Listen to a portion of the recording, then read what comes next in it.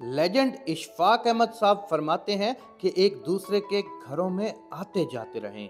ऐसा ना हो कि उनके या आपके जाने का वक्त आ जाए। एक फौतगी के मौके पर इशफाक अहमद साहब कहते हैं कि मैं नीम गनूदगी में कुछ सोया हुआ था और कुछ जागा हुआ था।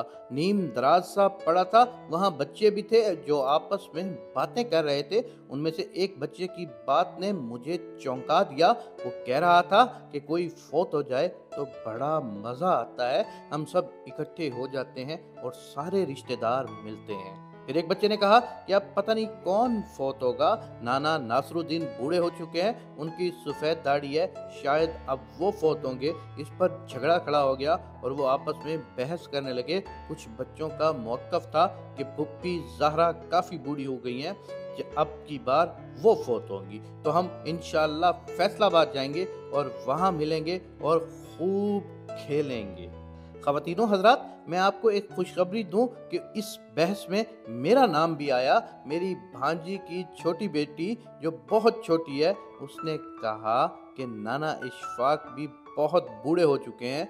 ख़वातीनो हज़रात, शायद मैं चौंका भी उसकी बात सुनकर था। जो मेरे हिमायती बच्चे थे वो कह रहे थे कि जब नाना इशफाक फौत होंगे तो बहुत रौनक लगेगी, क्योंकि ये बहुत बड़े मशहूर हैं। जब बच्चों का झगड़ा कुछ बढ़ गया और उनमें तलखी बढ़ने लगी तो एक बच्चे ने कहा कि जब नाना इशफाक फौत होंगे तो गवर्नर आएंगे। इस पर एक बच्चे ने कहा कि नहीं, गवर्नर नहीं आएंगे, बल्कि वो फूलों की एक चादर भेजेंगे, क्योंकि गवर्नर बहुत मसरूफ़ होता है। तुम्हारे दादा या नाना अबू इतने भी बड़े आदमी नहीं कि उनके फौत हो जाने पर गवर्नर आएंगे। वो बच्चे बड़े तल्ख, संजीदा और गहरी सोच विचार के साथ आइंदा मिलने का प्रोग्राम बना रहे थे। जाहिर है बच्चों को तो अपने दोस्तों से मिलने की बड़ी आरजू होती है ना। हम बड़ों ने ऐसा माहौल बना दिया कि हम रिश्ते भूलकर कुछ ज्यादा ही कारोबारी हो गए हैं, चीज़ों के पीछे भागते रहते हैं। हालांकि चीज़ें साथ नहीं देती। हम जानते हैं कि रिश्ते ताकतवर होते हैं और हम रिश्तों के हवाले से ही पहचाने जाते हैं।